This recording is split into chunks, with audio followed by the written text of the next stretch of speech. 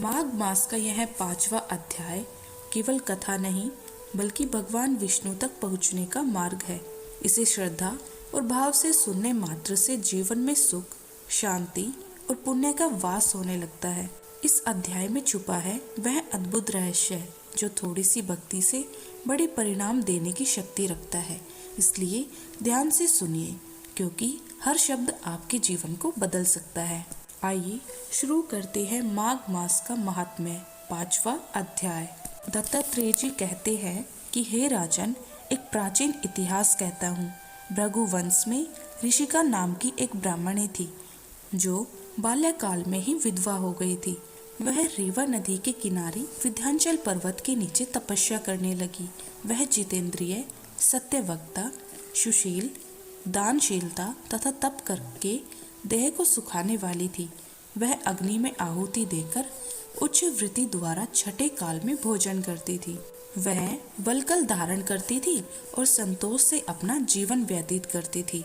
उसने रेवा और कपिल नदी के संगम में 60 वर्ष तक माघ स्नान किया और फिर वहीं पर ही मृत्यु को प्राप्त हो गई। माघ स्नान के फल से वह दिव्य 4000 वर्ष तक विष्णु लोक में ही वास करके सुंद और उपसुंद दैत्यों का नाश करने के लिए ब्रह्मा द्वारा तिलोत्मा नाम की अप्सरा के रूप में ब्रह्मलोक में उत्पन्न हुई।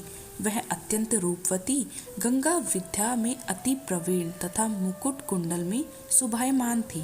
उसका रूप, यौवन और सौंदर्य देखकर ब्रह्मा भी चकित हो गए। वह तिलोत्मा रेवा नदी के पवित्र जल में स्नान करके वन में बैठी थी। तब सुंद व उपसुंद के सैनिकों ने चंद्रमा के समान उस रूपवती को देखकर अपने राजा सुंद और उपसुंद के उसके रूप की शोभा का वर्णन किया और कहने लगे कि कामदेव को लज्जित करने वाली ऐसी परम सुंदरी स्त्री हमने कभी नहीं देखी। आप भी चलकर देखें।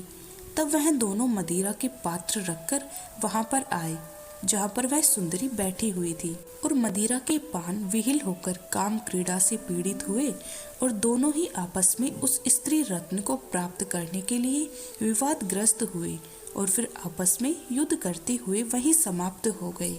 उन दोनों का मरा हुआ देखकर उसके सैनिकों ने बड़ा कोलाहल मचाया और तब तिलोत्मा काल रात्रि के समान उनको पर्वत से गिराती हुई 10 दिशाओं में प्रकाशमान करती हुई आकाश में चली गई और देव कार्य सिद्ध करके ब्रह्मा के सामने आई। तो ब्रह्मा जी ने प्रसन्नता से कहा कि हे चंद्रवती, मैंने तुमको सूर्य के रथ पर जब तक आकाश में सूर्य स्थित है नाना प्रकार के भोगों को भोगो।